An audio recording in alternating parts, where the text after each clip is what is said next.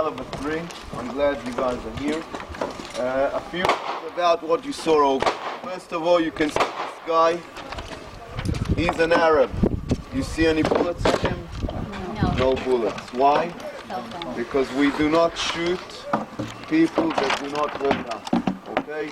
Although I can tell you this guy doesn't like us, but he's not a person that came in to do a terror attack. We only shoot terrorists, we only shoot the enemy, not anything else. I want you to take this message and pass it all over the world. The Israeli army is a moral army. It has values, and we do not shoot people that we're not supposed to shoot. Because in the newspapers and in the television they like to show us as animals. That's not true. Okay, that's one thing. The other thing is, once we heard the attack, we came rushing in. We had to assess the situation very, very quickly to understand what's happening over here, divide the targets, and then when we can go forward, we went forward. That's what's happened over here. It's very, very difficult to assess a situation like this in a milli of a second, decide who's going for what target, and working as a team. But that's our profession. I want to talk about something that, in my opinion, after a lot of years in combat, makes the Israeli army the best army in the world. And believe me, it's not how we shoot, it's not how we run, it's not how we do Krav Maga, it's how we think, okay?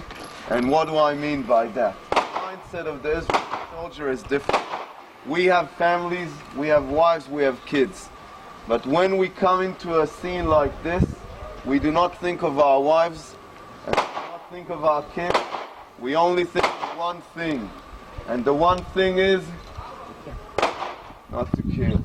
We think of saving people's lives. That's what we think of. That's how we work, okay? And we do not let anything interrupt our mind. If we have to die for that, we'll die for that. That's how it works. Now, I do not know you people. I never saw you in my life. But I can tell you one thing, and I want you to know it. And I'm talking for myself and the team. If I have to take the bullet for one of you guys, I'll take it. Why? Not because I know you, not because you're family, not because you're the President of the United States, but because you're Jews that are in trouble.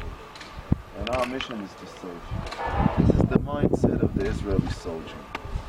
I want you to carry with you one more message to the world. 75 years ago, or even before, not just in the Holocaust, but before there was a Jewish state and there was a Jewish army, you can touch a Jew anywhere in the world and no one will do anything to you. Why? Because we didn't have a state and we didn't have an army.